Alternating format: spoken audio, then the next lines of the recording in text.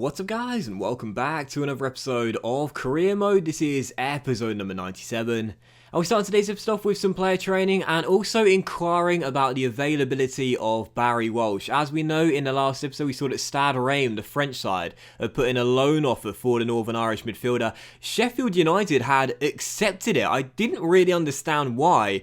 As now at 80 rated, 20 years old, he's clearly got a big part to play as part of their team. But for some reason, even though they accepted a loan offer from Stade Reims, they said the club wasn't interested in loaning the player out when I put a bid in. And I was like, what? Hang on a minute. Why are you telling me they're not interested in loaning the player out when they've literally just accepted a loan offer? I tried delegating, that didn't work either. And the chief exec just said you can try approaching them to purchase or look for other loan targets. And I was like, what? They've just accepted a loan offer from Stade Reims. Why are they not accepting one from us? I really did not understand that one bit. But unfortunately, that means that we will not be getting Barry Walsh in the January transfer window unless we sell some players, which really I don't want to do. Now, we could sell Šorić, we could sell Riccardi, but to be honest, I don't want to sell any of our players because right now we're on a fantastic run with Roma. We have not lost a game since match day 2. As much as I love Barry Walsh and as much as I'd love to have him here, the only way I was going to sign him in January is if we were to get him in on a loan deal, which Stade Reims look as though they're going to be able to pull off somehow. So unfortunately, Barry Walsh won't be coming here this January unless big things change, but I'm certainly not planning for that to be the case. Anyway, first game of today's episode on the back of our 2-1 victory away against Sampdoria was going to be our first cup game with Roma in the Coppa Nazionale last 16 against Genoa here at the Stadio Olimpico. And our visitors for the game right now are in the bottom 3 in the Serie A, having a really poor season domestically. But heading into the game, as I made 11 changes to my lineup, due to the fact that the Serie A is far more important to me, Genoa were leading by a goal. Golini on his first start couldn't keep that shot out there as Genoa were in front and 1-0 up in this match and almost made it 2-0 as well as the woodwork saved us from going 2 goals down. But right before half time we would find our leveller courtesy of Pinamonti in a first half where we had not played well. Our new striker in this season wearing the number 14 gets another goal, and I will be honest here, since coming in and playing as an understudy to Ivan Toney, Pinamonti has been really good, very impressive. His goal to game ratio is very good indeed. It's Roma 1, it's Genoa 1, and he almost got ourselves in front just past the hour mark with that shot going just wide the post. And after Genoa hit the post, after going 1-0 up and almost 2-0 up, we really woke up. It was a really poor start from Roma, but since that, we were looking the far better side. And with 5 minutes to go, as Šorić hits the woodwork, momentum takes the Genoa defender into the Croatian, who goes down, hits the deck, and the referee awards a spot kick. You see Šorić there clapping in the background, suggesting to the referee that he was taken off balance by the number 8, and he clearly was as well. Definite penalty, no doubt about it. One of those sort of follow-through lunges where he doesn't really mean it, but the momentum takes him into him. It's still contact off the ball. It's a definite penalty, no doubt about it. And a chance for Pinamonti with 4 minutes to go to bag his brace and send us into the quarterfinals of the Coppa Nazionale, which he does. Sends it into the bottom corner, makes it 2-1, and the turnaround is complete from Roma, courtesy of that man, Andrea Pinamonti, who this season has been absolutely brilliant in limited game time. Scores our first right before the break, and with 4 minutes to go before stoppage time, pressure for Pinamonti from 12 yards. He says, what pressure? Drills it into the bottom corner, goalkeeper route to the spot. Final score, Roma 2, Genoa 1, as we get ourselves a deserved win and make it through to the quarterfinals of the Coppa Nazionale, which of course this season we've been asked to win by the board. So 2-1 the final score. I wouldn't say we got away with it either, because whilst we did have to win it late on, we were the better team in the game, certainly deserved the win, no doubt about it, but the start we had was unbelievably poor. I don't know why it took us so long to get going, but once we did get going, we showed our dominance and flexed our muscles. So 2-1 the final score. We'll be taking on Napoli in the last day as Milan take on Sassuolo, Juventus take on Atalanta, and Inter take on Fiorentina. So there's a very good chance that the top 4 in the Serie A right now, as you can see, Juventus, Inter, Milan and Roma will all be meeting each other in the final 4 in the semi-final stages. Who knows? I guess we'll have to wait and see. But still, for our second and final game of today's episode, speaking of the top 4, what a massive battle we've got here at the Stadio Olimpico as we take on Milan, right now sitting just above us in the table by a single place,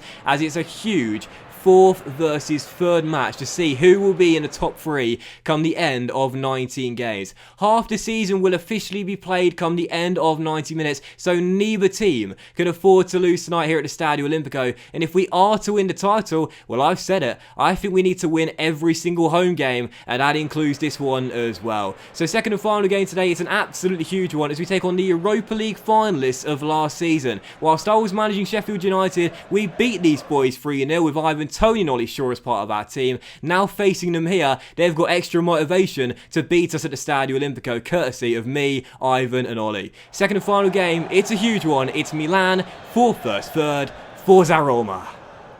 It's certainly a must-not-lose game, we know that for sure. But I would say, based on how the season has gone, this is a must-not-slip-up game as well. We can't seem to get out of 4th and break into the top 3 at the moment, despite our good form. So if we are to win this title, I think we've got to win tonight. I really do, as we have the first chance here for a corner with Mendy sliding in on Calabria. And that man just popped up on the screen right there, Ivan Toney. I need a big performance from him tonight, as Donnarumma makes an easy save as well. We faced Inter, he scored a hat-trick. I want the same tonight. Alcacer for Milan. Nice ball through then. Haaland is onto it. Oh, and he smacked it past Paul Lopez. And the young wonder kid has given Milan the lead. Extra motivation for our visitors tonight, knowing what I was part of in that Europa League final, the demolition job in Germany. Milan take the early lead and get in front. Haaland just holds off Ferro, runs onto the through ball and smacks it past the Spaniard in at the near post. Roma 0, Milan 1, and in a must-not-slip-up game, we are losing and trailing early. Milan looking to get themselves 2 goals up here. They've looked good in this first half an hour. And as they still lead courtesy of Haaland, Keane wins it back there, and we need a goal, man. I don't want to go into the break down by 1. Or Cellini, nice body feint. Moises onto it. It's Keane. He's bearing down a goal from a tight angle. Donnarumma with the save and turns it behind for a corner. Best chance of the half thus far. Moises stepping in from the left. Just couldn't beat the Italian. Donnarumma does enough. Romagnoli keeps the chance alive. It'll drop to Romagnoli, whose half volley goes sailing over the top of the crossbar. Still down by 1. It's not looking good. Tony flicks on, finds Orsolini over the top for Ivan. Oh, and he did win the aerial duel, but couldn't keep it down.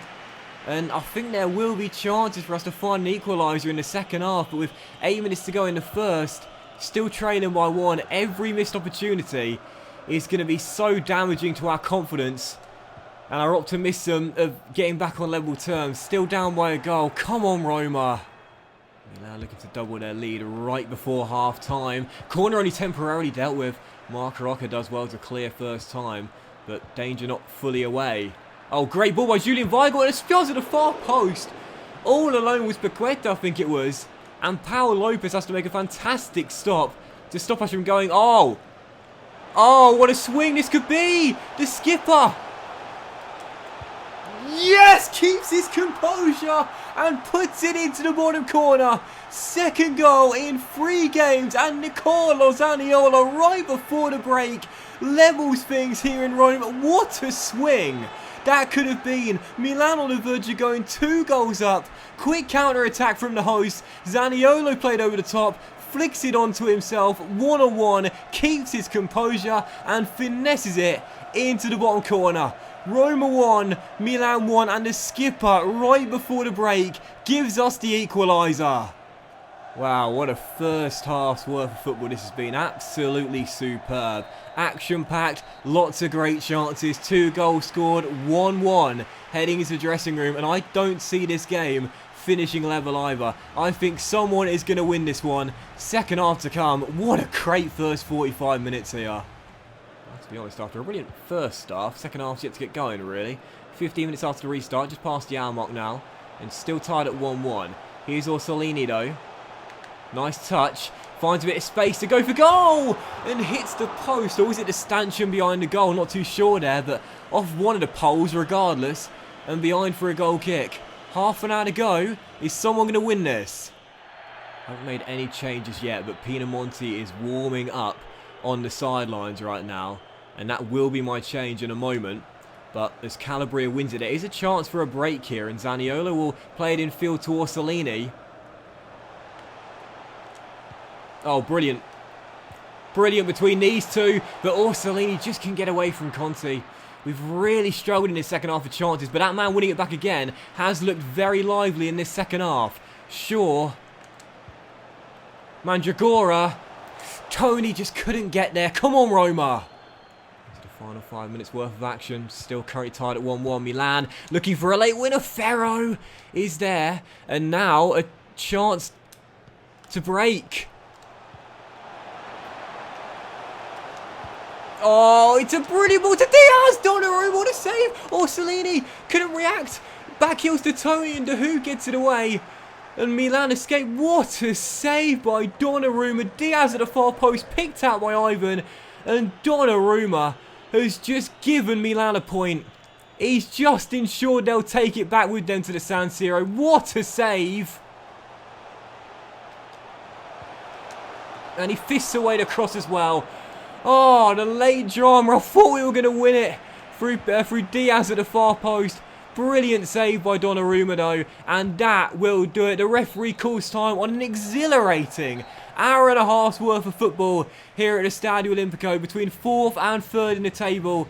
It's a slip up for Roma. We so almost won it, but a 1-1 draw means we stay in 4th place with half the season now under our belts. Oh, what a chance to win it.